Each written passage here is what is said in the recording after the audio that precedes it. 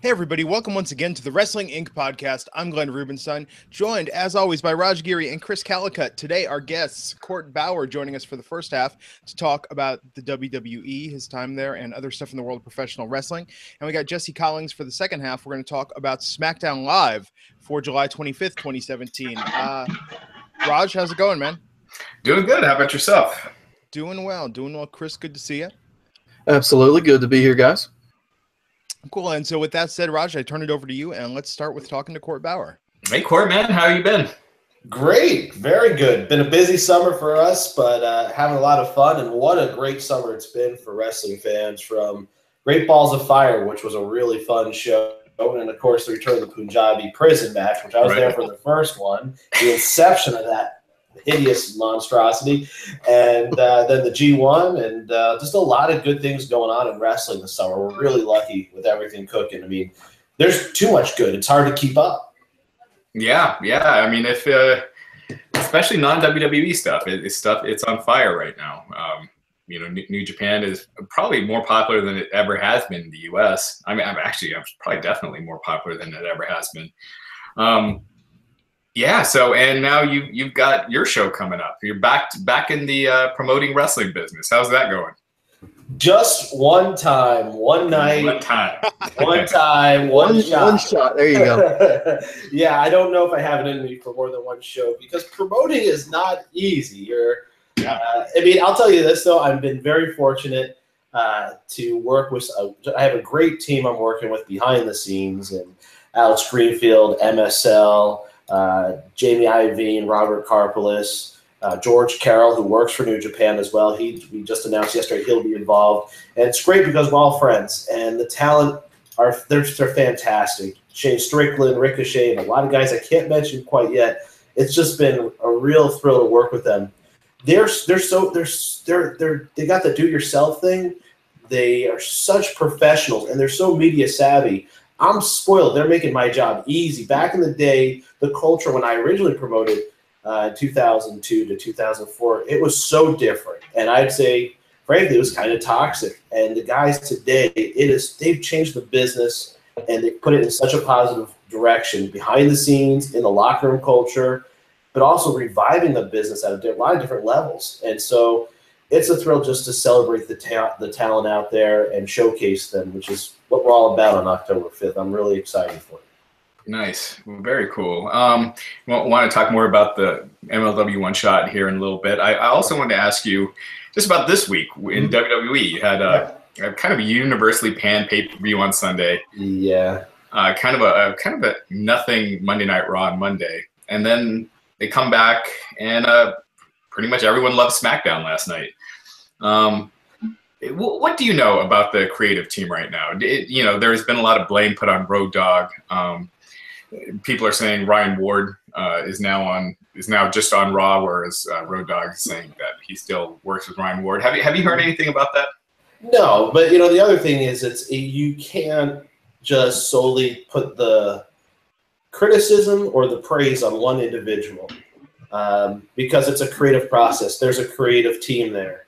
And for the better or for worse, that's how that process works. And then ultimately, Vince will give you the thumbs up or the thumbs down. And that's how it works. That's how it works today. And I'm not going to get into is the merits of it versus other processes, but I'm not a big fan of it. But it's a hard job. Road Dogg puts himself out there on social media, and listen, he may disagree with you, but I like that he gives you access to him to debate it. And I think that's not a bad thing.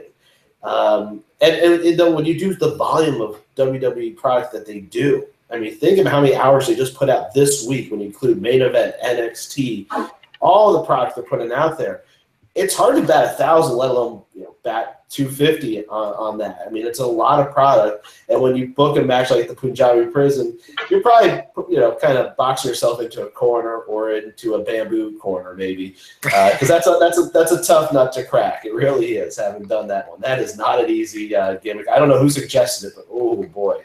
I was just about to ask you that, because we had Sean Davari here a few weeks ago, who was talking about being a part of that first Punjabi prison, or behind the scenes, and so you don't know who came up with that idea?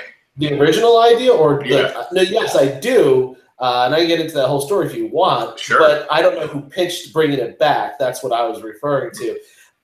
The original idea actually was rooted in my pitch in 2006, in the spring of 2006, to bring the Exploding Death Match, made famous in IWA Japan and FMW, to the States, because it's one of the rare things WWE had never touched. And SmackDown needed a shot in the arm. We needed a specialty match. We needed something a little different.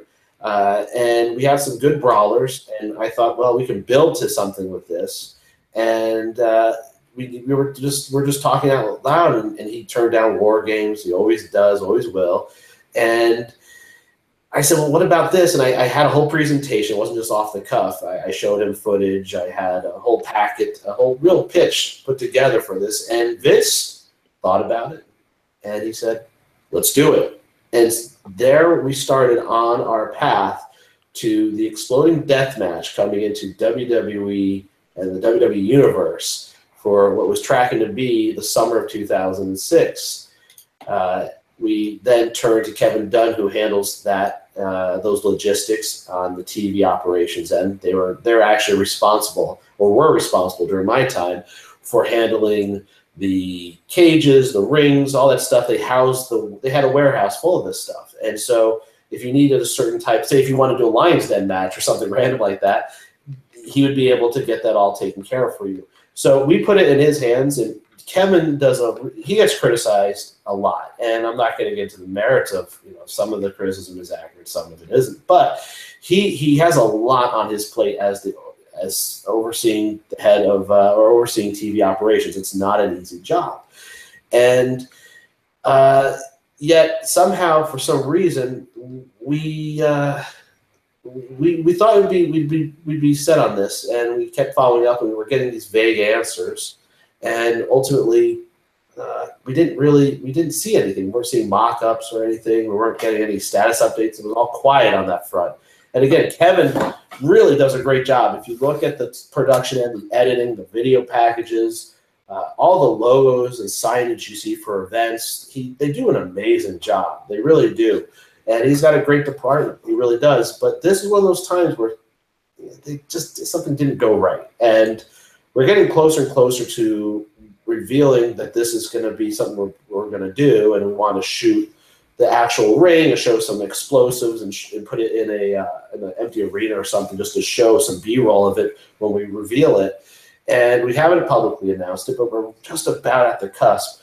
And ultimately, Kevin sends us the final product, not mock-ups, the final product. It's built. And it looks like a set piece from Indiana Jones and the Temple of Doom. I don't know what, maybe like a play set some poor child will get killed on, but unanimously across the board in the writer's room, jaws dropped.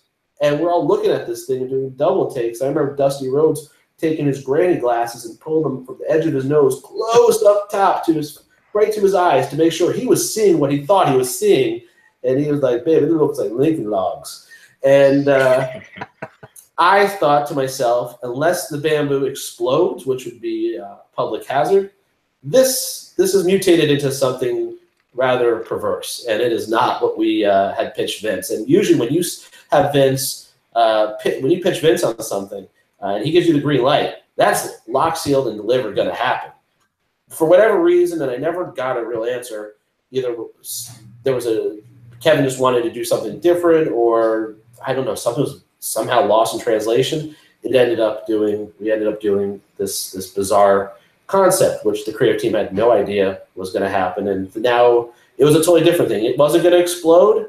It wasn't a real death match. I mean, for fans it was, in the worst sense.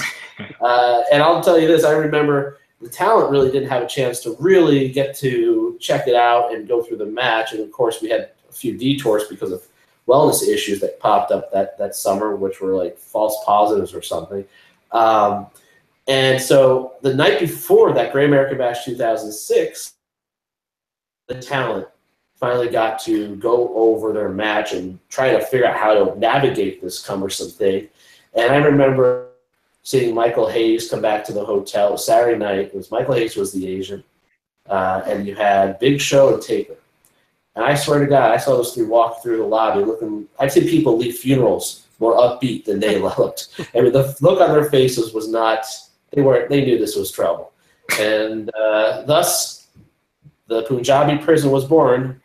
Alex Greenfield named it the Punjabi prison because, well, that's the best name really I could think of for something like that. You're doing some sort of sentence both as a wrestler and as a viewer when you have to be subjected to that thing. But it's a hard match. It's hard for the talent. This past week, I think, with Kali coming out was kind of poetic. And it was some sort of distraction at the end just to, the match was long for me, but just to get you to have some sort of surprise. I had joked on to a friend saying, well, maybe, the way you get out of this is you have a Kali in a box, because the rule in wrestling is anything in a box gets over. And lo and behold, there was Kali. He wasn't in a box, but he was there. So when you were talking about the death match idea, was it always to be between Kali and Undertaker, or did you guys have different talent in mind for that match? For the death match, yes, it was going to be different talent. I can't recall off the top of my head. It was going to be top level talent. I just can't remember who was in the. I'd have to look back at my notes. I kept all my notes, but I just can't recall who we were precisely looking at. Gotcha. Are you surprised that they brought it back twice? Because one thing that's a killer right off the bat is you can't see if you're there live. You got the two cages, which totally obstructs your view, and then they don't put it on the screen, which makes no sense.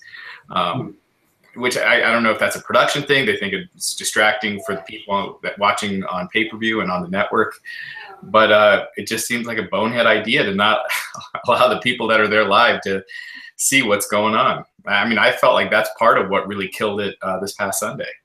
Yeah, and we live in a day and age where you have GoPros and all these great advanced cameras, and you can thread. You can easily thread wire through those GoPros and have them set up all over the cage, and they're very small. You wouldn't even see them because, I mean, the bamboo in itself, it's not like you're going through even metal. It's really easy to thread wire through there, cable cord. Right. And it's something that Survivor does. If you ever watch the show Survivor, when they do the obstacles, there's all types of cameras getting destroyed, but it gets you that great shot. So there's definitely ways to patch in cameras. And to your point, yeah, there's opportunity there, yet they have not, for whatever reason, gone there. I don't know. Yeah. And during your time there, you were there when Rey Mysterio won the World Heavyweight Championship and yes. Was subsequently buried for like a month or two. So are you it's kind of funny now, Mysterio being a free agent and WWE wants it. I guess it's not funny. I mean, it makes sense. He was a huge star. But do you think with Rey Mysterio being a free agent right now, which company do you think would use him better, Global Force or WWE? Oh, well, I think they would both be very motivated to use him because of the opportunities he brings. They both need someone that can help connect across the board, and Rey works in terms of the demographics. You look at kids across the board, he's the ageless superhero to them. It opens doors to Mexico and Latin America for Global Force / Impact / Anthem / Owl, whatever. There's a lot of opportunity. Also, when you think about everything going on with their situation with Alberto, it gives them a chance to pivot and now focus on someone else as a top Latin star, which is always a good thing. And if Alberto comes back, then maybe there's some opportunity then to do something with Alberto, even with Rey. I don't know. But for WWE, there's a great opportunity because he can be an ambassador to South America, which was something they had designs on using it for. He can help in the Performance Center. He can help be a special attraction. I think the days of him working a full schedule are probably behind him. But at the same time, I think there's a lot of merit to Rey in the WWE world. It would give WWE 2K19 a nice shot in the arm to have him maybe involved. I think Rey would make obviously more money at WWE, but it's all about the dates, the money, the opportunity, cash and creative. All those things kind of have to converge and make it the right moment, right opportunity for him. But looking back, You know, was it the right move to leave WWE a few years ago and go to Lucha Underground? Only Rey can answer that. But I think a larger audience is missing Rey, and they haven't seen Rey in a long time. So it'd be cool to see him on either show. Yeah, no, absolutely. A couple people are suggesting that he'd be brought into the cruiserweight division. That seems like that'd be a complete waste. Well, he's, you know, and as he gets older, it's harder to do that style. It's really harder to do that style. He's a legend. I mean, he could be the legend of the division, but he can't go at that level. I mean, just physically, it's really hard, and it's really hard for a lot of guys as cutting edge, state-of-the-art wrestlers to age gracefully. It's really hard, and Rey has done a great job because I think his persona is forever over, and I think he'll be fine. But when you kind of almost lock him into one category, that's where it's really not. It's not advantageous for Rey and for the investment in Rey. Yeah. Was there a time when you were with WWE? Was there an angle that you really wanted to do that never got to see the light of day? Well, I mean, talking about the cruiserweight division, that was one thing that we had high hopes for, and we were going to reboot it. And my idea was, let's call it the junior division, which was going to be short for the junior heavyweight division. And again, that was another classic Bauer packet and presentation for Vince, and it had 12 names in it. And those names included guys like Mystico, and again, this is 2006 when Mystico was just selling out Arena Mexico every Friday night. You had some guys from Dragon's Gate, Tor Human, and guys like Milano Collection AT, and a real good collection of junior heavyweights. And Vince loved the idea. I said, listen, well, the cruiserweight division is just dead because it's just never been properly used. So let's repackage it, give it a new paint of coat, new coat of paint, I should say, and let's put some new talent in there, give it an international flavor, because that was when Vince was really starting to eye the international world in terms of the markets and opportunities out there. And that was when he was thinking about going and doing territories in China and Europe and having a little territory set up where they just run local shows. So I said, this is a good bridge to that.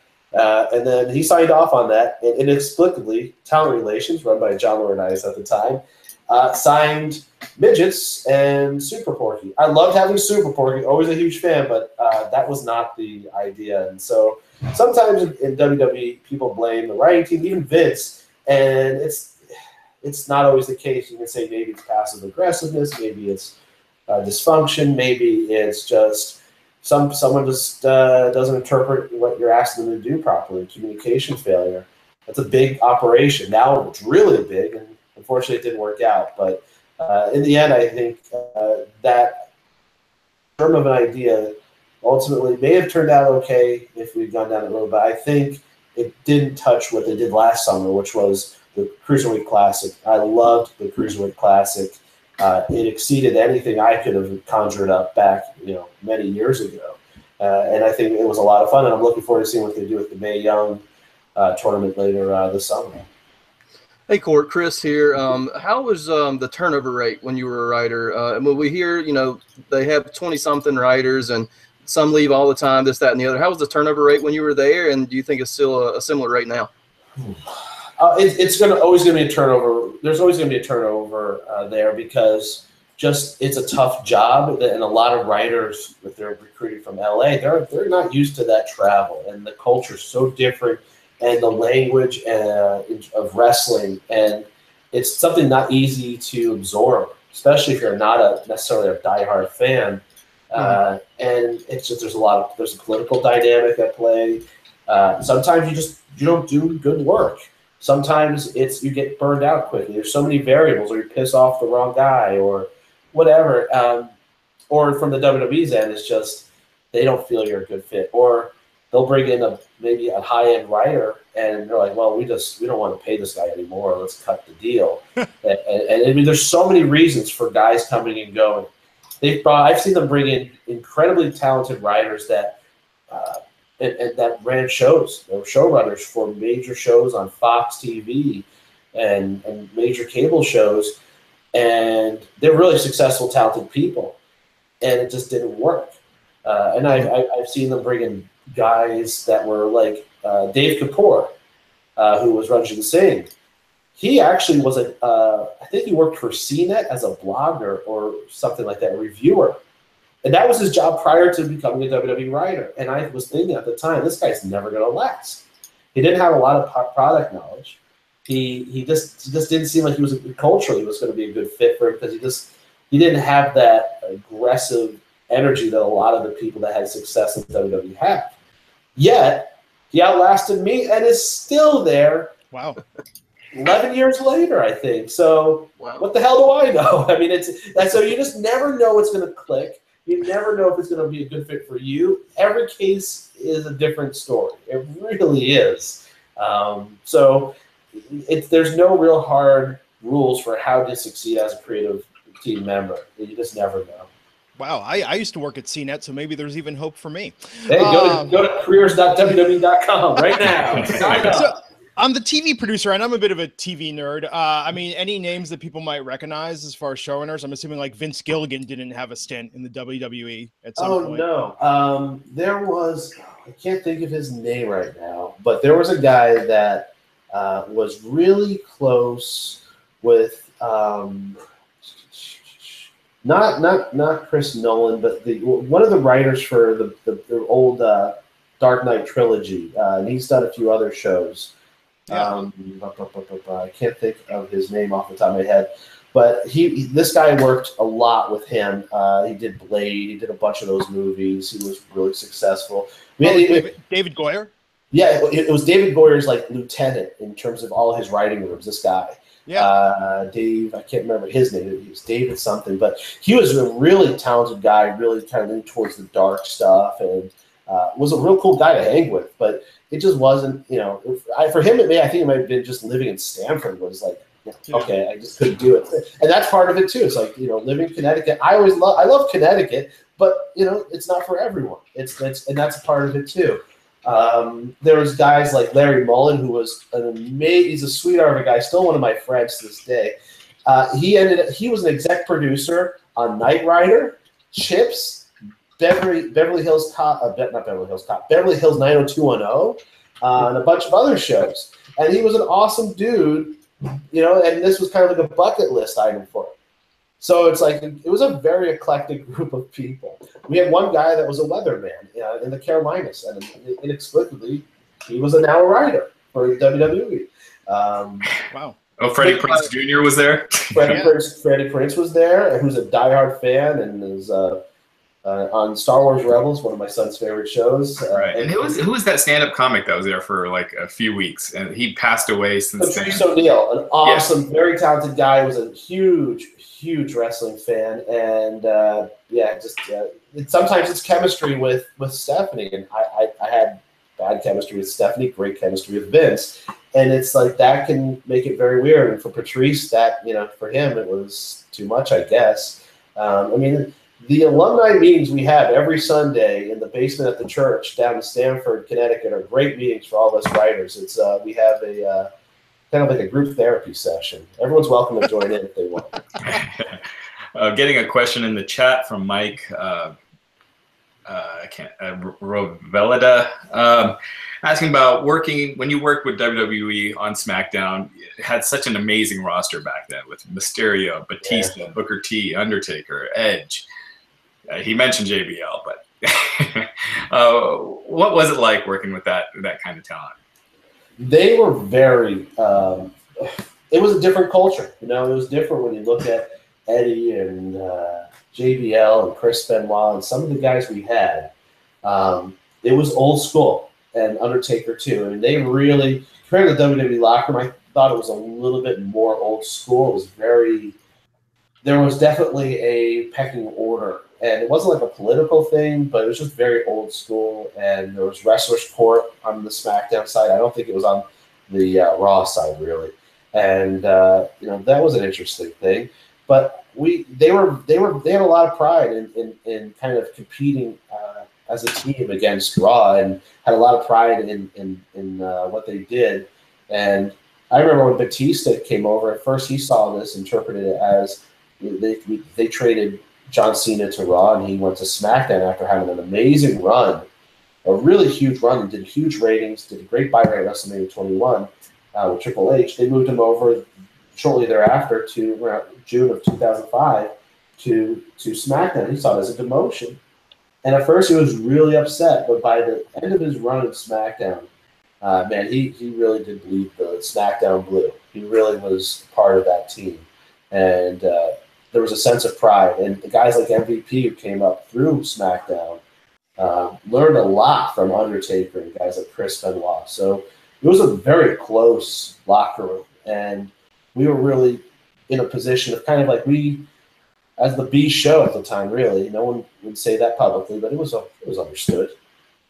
We had the freedom to take a lot of the younger talent from OVW and Deep South and bring them up and develop them. And that really was a great opportunity for us to create new characters and keep the show fresh, but also for the young guys to be able to work with the likes of Taker, work with Chris Benoit, work with just a who's who, Rey Mysterio, Eddie Guerrero. And it was very beneficial. So we were blessed with a great roster that made our job infinitely easier. Yeah, and someone's asking about CM Punk. He was signed around that time, 2005. He went to OVW. Do you know who was kind of responsible for bringing him in? And I remember hearing like Triple H was not a big fan early on. He had several tryouts, and I remember I think it's one of his last tryouts where he was signed was when I just been with the company for maybe 4 or 5 months, and we were out in the Midwest, and I think he had done maybe a tryout in Green Bay or something like that. And John Laurinaitis signed him. He thought it was a good get, and then he went and was assigned to OVW, and there was a few different ideas to bring him in. One of those ideas was to bring him in as like an 80s, almost like the Rockers, just like a 80s rocker gimmick. It was weird. And he was going to be paired with Mickie James in that version. And it was like a real babyface, high five, big smile, wear 80s rock gear stuff. And they just, again, it was just someone had an idea. And, that one, thankfully, Bauer was trying on a few dark matches for TVs. It never made air, thankfully. And then he almost ended up on SmackDown. I pitched and pushed for him on SmackDown. And ultimately, Paul Heyman had the opportunity to put him on ECW. And I thought, in the end, that probably worked out the best because to work with Paul one-on-one, and Paul really didn't have much of a roster, that made CM Punk instantly a priority. And Paul was able to very easily decode CM Punk and get a lot out of CM Punk. And I thought that was a win-win. So in the end, wrestling destiny worked out pretty good for Punk and how he ended up going, being a big fish in the small pond in ECW and then transitioning over to Raw, I guess, from there, maybe SmackDown, I don't remember. Yeah. Real quick before you go, I don't know how inside the numbers you can go on this, but describe like just a typical day in the life on the road of a WWE writer. Sure. So now it's a little different. When I was there, we would take the WWE corporate jet with Vince McMahon, go over the script, fine-tune the script, give it a final polish, or almost a final polish, arrive at the airport, take a limo with Vince to the arena, go into the production meeting, dragging your bags, which you carry the whole time, and do a production meeting with agents and Kevin Dunn. And then you maybe fine-tune the last time some of the promos, some of the finishes. Agents give a lot of insight and feedback on finishes that could work for where we try to take stuff. And from there, we break, we fine-tune the scripts. We're all assigned individual segments. At that time, the shows were only 2 hours in length, which was awesome. And so someone would be in charge of something, a more seasoned, experienced writer would be in charge of something more challenging and on live TV, where some of the younger guys or your writer's assistant might just be in charge of, okay, we're just going to film Batista or Undertaker getting ready and going to the ring. You see him walking backstage. And so you're assigned based on experience and skill set. And a lot of the new guys or the young guys would be paired up with a veteran. I had the privilege of working with Bruce Pritchard, who was phenomenal at being just so smooth, so cool under pressure. and also being accessible to ask questions. I remember being so nervous around him because this is Brother Love, this is Bruce Pritchard, the right-hand man of Vince McMahon. So I didn't want to fuck up in front of him, but I learned quickly he was such a great source of knowledge, and you just see how calm he is with these high-pressure situations with a very demanding boss. And it helped because it kept the crew, the camera crew, the sound guy, the lighting guy, calm too. And so you could, even today, I think back to those days and I learned something from my time with Bruce. So you'd work and do pre-tapes from 2 to 5 o'clock maybe in the afternoon, or 3 to 5 o'clock before doors open. You might be involved with rehearsal out in the ring before doors open. Work usually with Vince or Hunter or Stephanie on that with a headset and walk a talent out. And those rehearsals can be anything. It can be an in-ring promo. It could be a proposal. It could be Kane ripping through the mat and dragging someone underneath. It could be someone that's new to the company that they're terrified doesn't know how to walk to the ring, so they'll rehearse them going to the ring. It could be a lot of things. And then you try to squeeze in maybe 20 minutes to eat in catering. And whatever's left in catering, because the boys have gone through catering, there's not a lot. Then you take a little break, and then if you don't have some for a few hours, you can just chill or work on the next day's show. And if you're not working on the next day's show, you're working on the next week's pitches, and that you'll go over later in the week. And then you're breaking and then going and doing live Raw or live SmackDown from 8 until it's over. And it's all hands on deck. Someone might ask, for help on something, and you have to scramble and get in a place and take care of something, or go to run to the production truck. So it all can vary. And then once the show's over, you get the code word that you can leave the building, because there's a code word, and you get that on your walkie-talkie, and then you roll out and jump in the car with whoever you're driving with and get on to the next town. Or if you have the benefit, taking the limo and jumping on the plane and flying for a few minutes to the next town, and getting there way in advance of everyone else, and going to bed and having a full night of sleep. You just never know how it's going to go. Now I understand 99.9% of the writers fly commercial. They do not have access to Vince or that time on the plane, which was very precious. And so it's changed a little bit. Now, some writers prefer flying commercial. Again, it's a preference. I always liked any time I could get with the chairman. It was precious, either to pitch him something or to just have that FaceTime. So he remembers who I am, for God's sakes. But I once had it was a rib, but I was probably only in the company for a few weeks, or maybe not, a few weeks. And we were doing a show out in Las Vegas, and the whole creative team had gone out in advance because they wanted to spend some time in Vegas. I'm the new guy, so I didn't get asked. I didn't get invited, and I didn't know what the hell was going on. And I just heard the day before, they're all out in Vegas, so they'll meet you out there. They'll be flying on the jet, don't worry. I said, okay, well, that's cool. I get on the jet, and it's just Vince and Linda. Yeah. Wow. And I flew from Westchester Airport here in New York to Las Vegas with Linda and Vince and no one else. And Vince says, well, let's go over the show. We went over every TV show that week and the following week, and he had changes. He asked for my suggestions. I'm only in the company now for a few weeks, a cup of coffee, and this is like a surreal moment. And it was fantastic because, again, I had this rare, precious opportunity to learn from Vince, but also pitch Vince. And it was amazing. And then we get to the hotel, and right away we want to, because Vince is always about getting things going. There was no time by the pool. He goes, let's go meet with the creative team, and you can bring them up to speed on what we went over. Now, I'm the new kid, and I just flew across country with Vince, and everyone's now hearing from me all the changes to their script. They weren't happy. As the first sentence is coming out of my mouth, I went, oh no. This really was a rib, wasn't it? Is this good or is this bad for my career? I don't know, but it was a special time to be in the company. It was a different time, and being able to have the opportunity to work and collaborate with guys like Vince, like Eddie and Pat Patterson when Pat was there more hands-on, and Bruce and Paul Heyman and Dusty and Ted DiBiase. I mean, it was such a treat. It really was. I cherish those days. Yeah. And now you got MLW One Shot coming up. You announced the main event this week, Ricochet versus Shane Strickland. That should be fantastic. How long had you been working on this main event?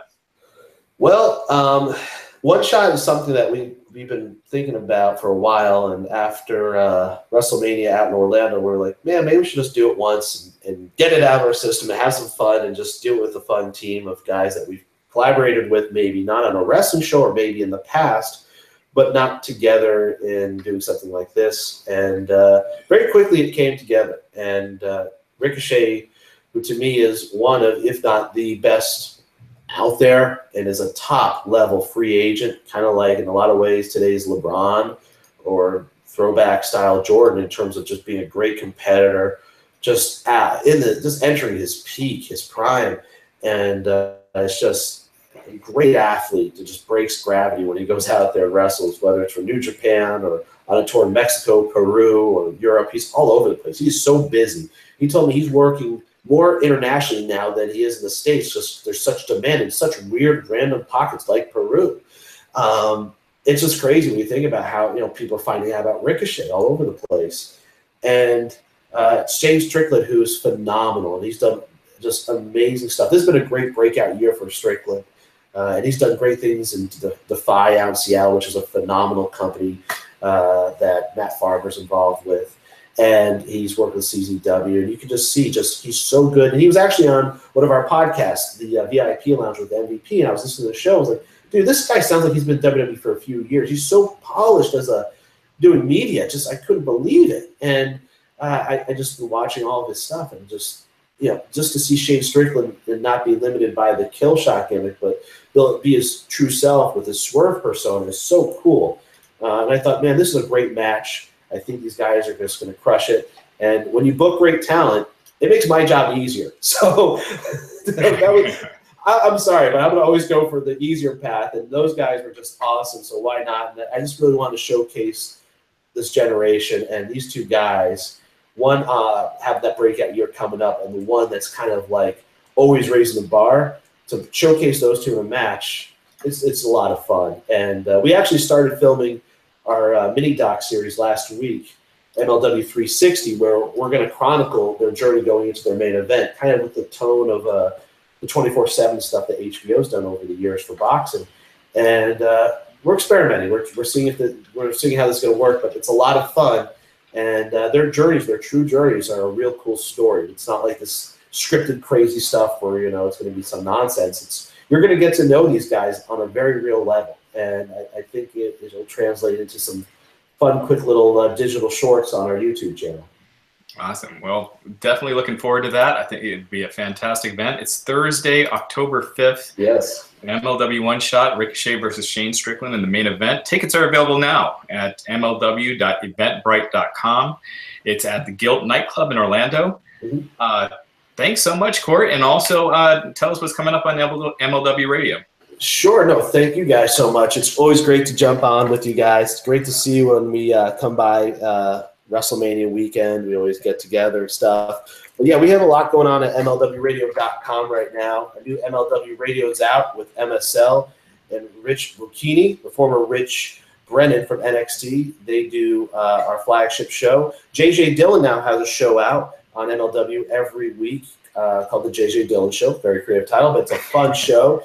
They're looking at the art of booking a territory, and it's really cool, very insightful. And, of course, Something to Wrestle with Bruce Pritchard. They have Fully Loaded 98 out, which looks a lot at Sable, and a very interesting show. And Marty and Sarah Love Wrestling. It's a comedic take on wrestling. And Hacksaw Jim Duggan and Sean Mooney have a show. Excuse me. And they're looking at WrestleMania 5 this week. So. Nice. And speaking of which, that Sean Mooney's interview that I recently did is going to be out this week as well, part of it, and the rest next week. But thanks again, Court. Check it out, MLWradio.com. MLW One Shot, tickets are on sale, MLW.eventbrite.com. Thursday, October 5th in Orlando at the Guilt nightclub. And Court, we'll have you on again soon. Thanks as always. Thanks, guys. Thanks, man. Thanks. Cool. So now that Court and Raj are going to be hopping off, we got Jesse Collins joining me and Chris, and we're going to talk about SmackDown Live for last night. And Jesse's having a couple technical issues, so he should be on shortly. But I'm halfway through SmackDown. It was way better than anything on TV this week. I'm going to finish it now, but you guys take care. I'll talk to you next week. Thanks, Raj. Hey, Raj, before you go, what are you hearing about Jericho being back, given that surprise last night? Was that a one-off, or is he in for a while? I don't know. I think he's done touring for now. He had signed a new contract earlier this year. So him saying the stuff with the stuff about not coming back anytime soon, he might be done with wrestling, I figured was kind of BS. He does have a couple dates in September touring and in October, but other than that, it's not anything too busy. So yeah, that was a great surprise. But I mean, he was pinned in the main event, right? Yes. Yeah. Which is odd, and if he is back, to have him be the one to take the fall in his first match back. So I'm not sure. It could have been just a one-off surprise, or we'll find out soon. Yeah. Ooh, Fozzie's coming to Sacramento in October. I legitimately might have to go to that. Yeah, should be fun. Cool, man. All right, guys, take care. Okay. Thanks. So, as we mentioned, Chris Jericho showed up last night on SmackDown. Interesting show. Opened up with Kevin Owens coming out, interrupted by AJ Styles, interrupted by Chris Jericho, setting up their main event later in the evening. Chris, I don't know about you, man, but this is when I was just like, oh, thank God they're giving us something. I don't know how planned this was with Jericho, but it almost felt like they knew they needed very quickly to. Yeah. See, here's my theory. Okay, so we've heard the rumors and the rumblings that they changed the Styles and Owens finish from Sunday, mid-match, right? I think what happened is Chris Jericho texted Vince and said, I'll be there Tuesday. And then, let's change the finish. That way Styles can get it back on Tuesday. I mean, heck, who knows? But what was really cool about it is as wrestling, we're very good at what we do. You have these different – yes, we are. We had it's talking about in the news gathering and everything. Yeah. Wrestling Geek as a website is fantastic. Yes. Okay, not necessarily us. Let's not toot our own horn here. But the website and the news gathering, we're very good at that. Yeah. We did not get an inkling that Chris Jericho was coming back. Because he knows how to do it. That was exactly, and he did that last time too. The last two returns from him have been complete surprises, and nobody has gotten out. I mean, it's been very, very well done. And you heard the pop from the crowd. And this, Richmond, Virginia, not necessarily a huge market by any means, but the roof came off the arena. I mean, it was a legitimate surprise. And it was good to see him list in scarves in tow. And the pop was huge. Two scarves, doubled up there. No, it was great, man. So yeah, that was a very welcome surprise to start off SmackDown Live last night. And went from that into, and we'll talk about the main event coming up, but went from that into Nakamura versus Baron Corbin. Has this done anything for you, this entire feud? Well, this is the match they should have done Sunday. I mean, I get that their pay-per-views, they want some screwy finishes.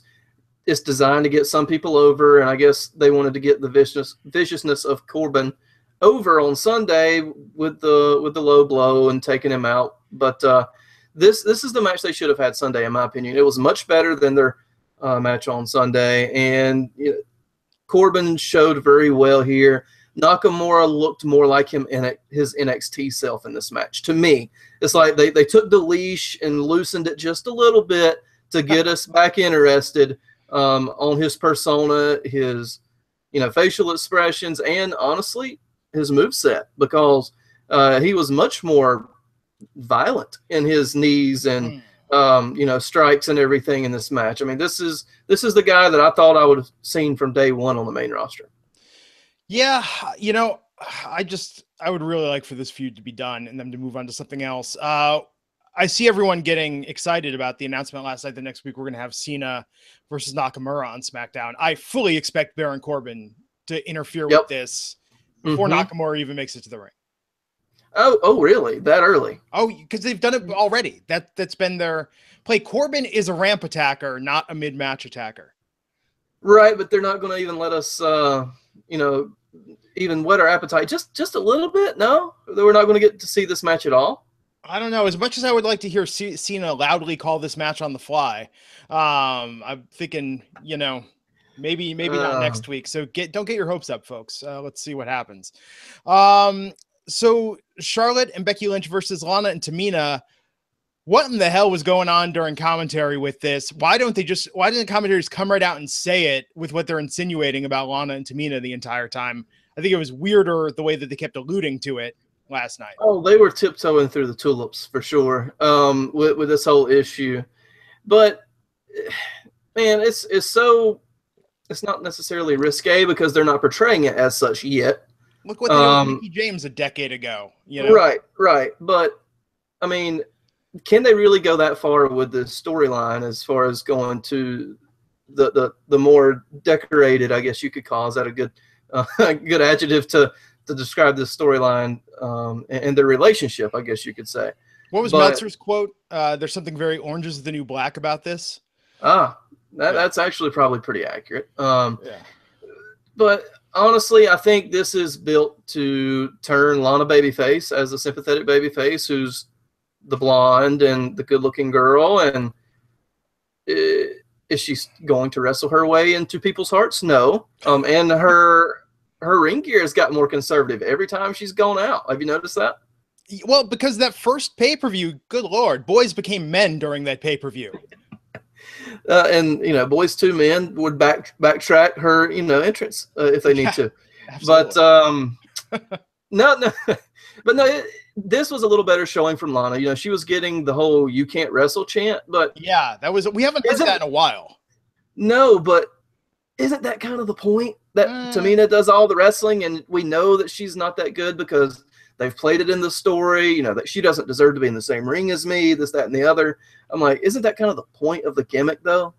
Yeah, I could see that. I thought Charlotte and Becky looked great last night. I thought that worked out really well with them getting the win. Oh, absolutely. And really no seeds planted on a bestie turning on another one.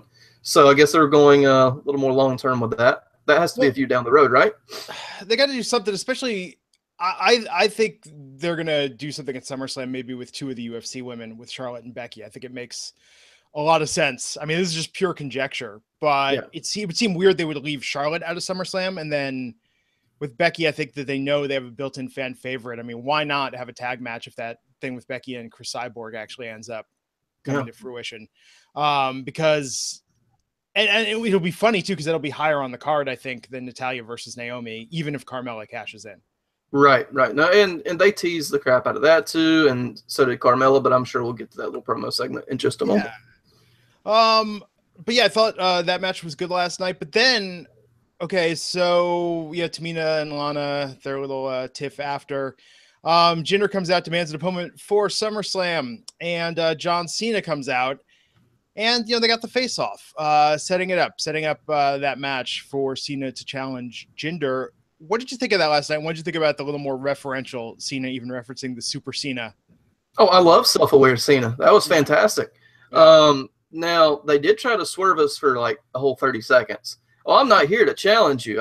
We've never formally met, this, that, and the other, and I'm just so proud of you. You hold the title with pride and do whatever you have to do.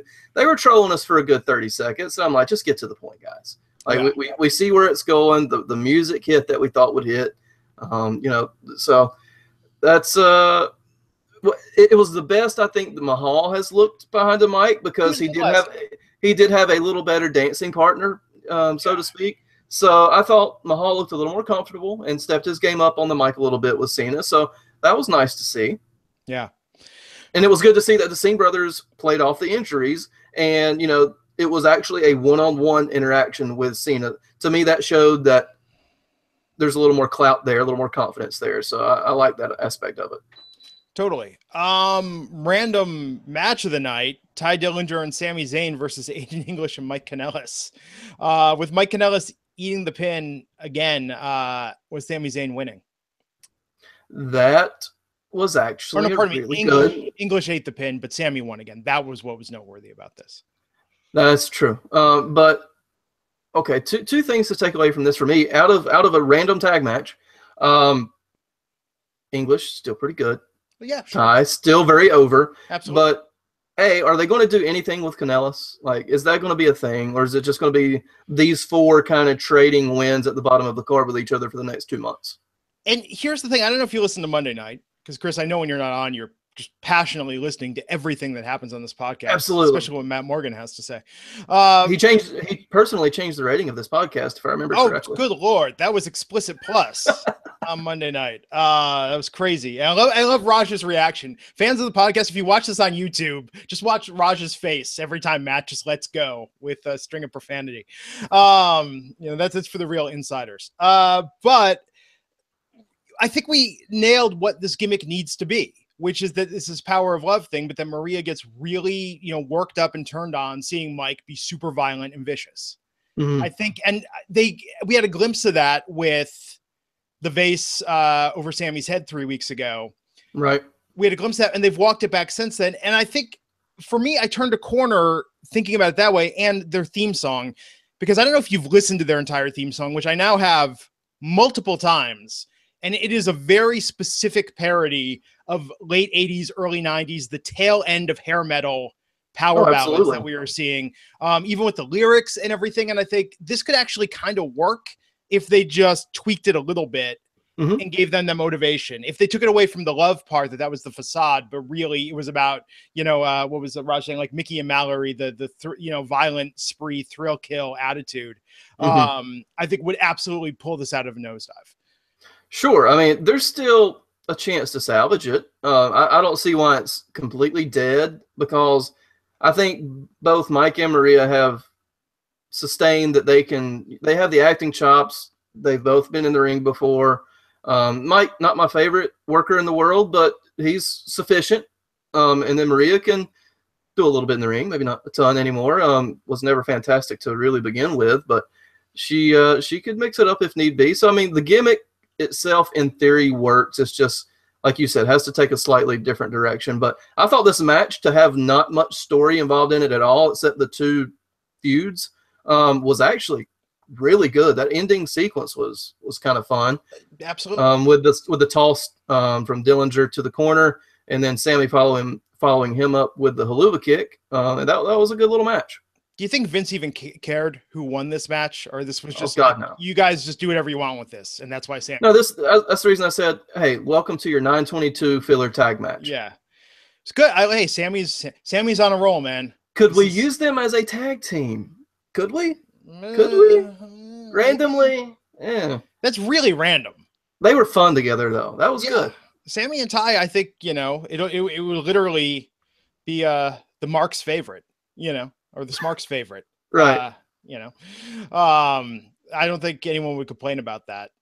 But yeah, I don't feel any momentum on this part of the card as we head towards SummerSlam. No. Little bit of a swerve last night with New Day coming out before they even got out of the gate there, hitting the entrance, beat down by the Usos. So strap in, folks. That feud ain't over. And I'm perfectly okay with that. And, we've seen the attack on the ramp. We've seen the attack in the ring. To attack Big E mid-intro from the back, that was creative. I've never thought about it that way, because usually it kind of sounds like a pre-tape. Yeah. And it still may have been, obviously, but they played it off very well. That's just a new thing. There's like, oh, let's go to Gorilla and knock out Big E with a microphone and then take out the other two at the same time. So that was unique. Yeah. No Fashion Files last night. That was the only thing that made me sad. Yeah. Like the show was really good. Besides that, I'm like, guys, I guess season 2 starts next week. I hope. Let's hope. I pray. Let's see. Prepare to be disappointed with that reveal. but the chase to the reveal is great. Nakamura last night. Good promo. This is the type of promo that Nakamura needs. Short, sweet. It pegged on John Cena's catchphrase, and he was able to show his personality in less than 2 sentences. Yeah, that's all he needs to do. Absolutely. They nailed that last night. And then the triple threat main event, AJ versus Jericho versus Kevin Owens. Some great spots in this match. Big surprise, aside from Jericho being back, is that AJ's got the title back. You think they're going to hot potato this and make that the angle? Well, it is. The potato is currently baking, so it is warm and toasty at this point. I mean, I like the move to put it back on Styles because, and I think we skipped over this, maybe possibly by mistake, was the Kevin Owens Shane McMahon interaction. Oh yeah. Let's talk about that. That was because that almost feels SummerSlammy to me at this point. KO versus Shane. Book it. I mean, why not?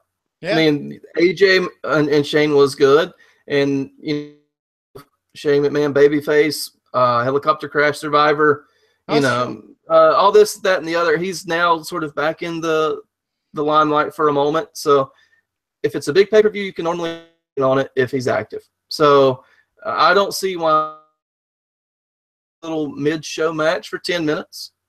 Yeah. Maybe, although SummerSlam, this card is getting out of control. A little bit.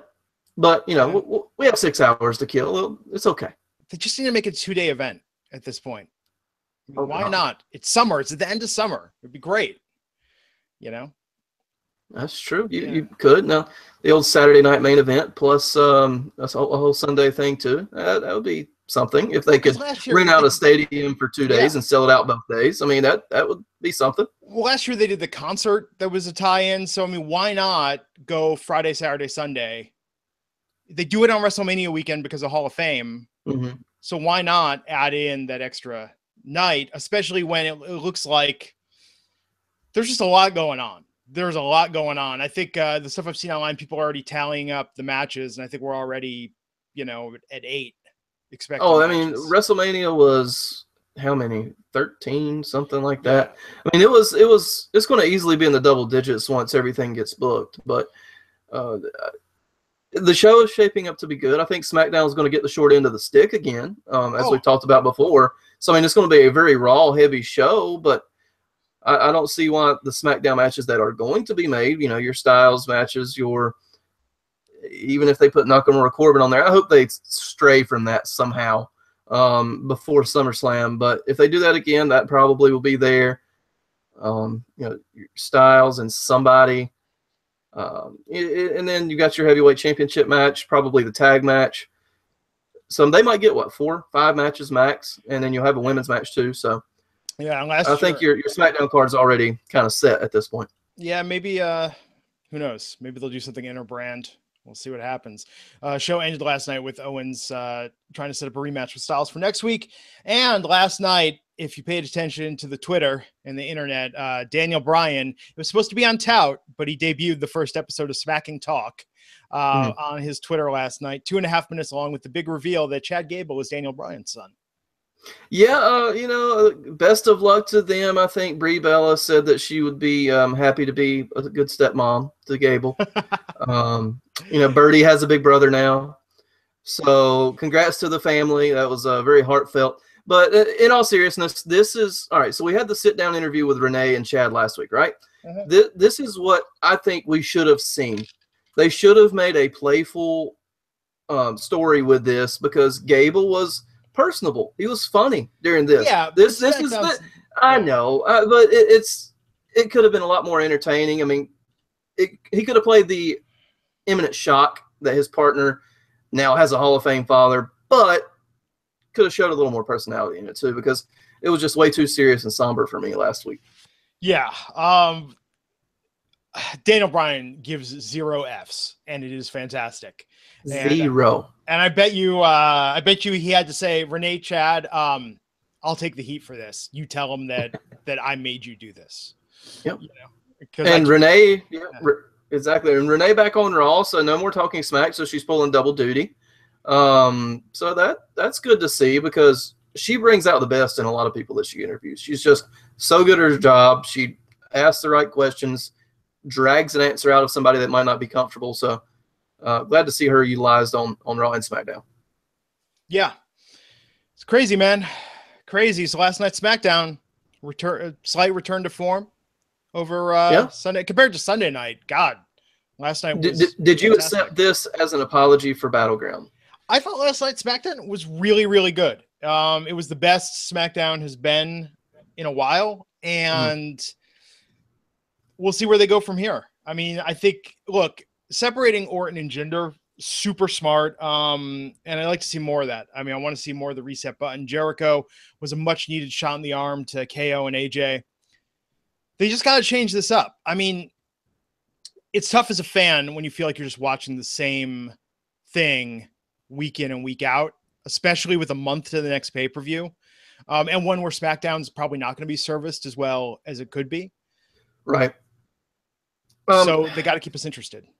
For sure. And I think we're also going to get a rematch between Owens and Styles next week. Owens, made his rematch stipulation for next week. So I think that'll be another good match. And hopefully, unless it sparks something for SummerSlam, if Jericho comes back and interferes again or whatever, hopefully that's the end of that feud and there's a considerable period at the end of that sentence, hopefully even an exclamation point, and we can move on for SummerSlam. So, I mean, they give us reasons to watch next week.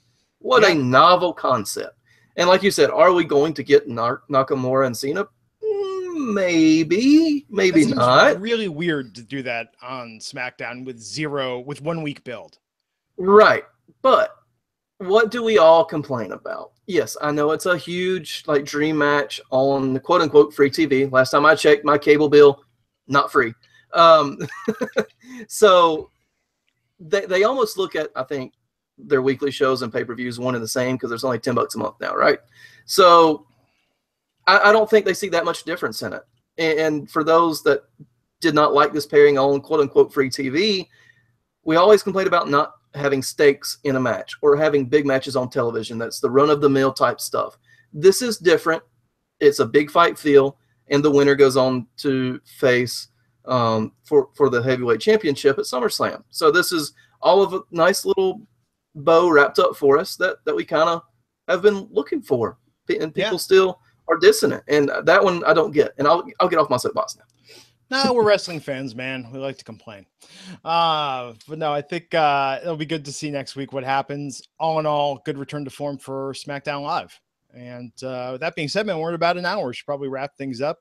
Chris, let people know where they can find you on the interwebs. You guys can find me at knockdown_radio. And if you're on the video chat, you can see it on the nice little lower third there. Follow me there. And hopefully we'll utilize the lower third a little more here in the future as well. So just to look a little more official, but good stuff there. Good stuff there. Trying to get Matt Morgan on the lower third. That's going to be something, on Mondays. So, but either way, find me on the Wrestling Inc. Twitter Mondays and Tuesdays and pay-per-views, and join me tonight at 8 p.m. Eastern for the NXT live viewing party. Papo in the chat's like, does anyone actually watch the whole 6 hours of SummerSlam? Oh, we do. Tis my job. Tis my job. A lot of people watch that stuff. You want to see what exhaustion looks like? Look at Raj Giri at the end of WrestleMania and SummerSlam weekend. Because I've never seen a man more tired. So until next time, folks, I'm Glenn Rubenstein, and we'll see you back here on the Wrestling Inc. podcast. Take care.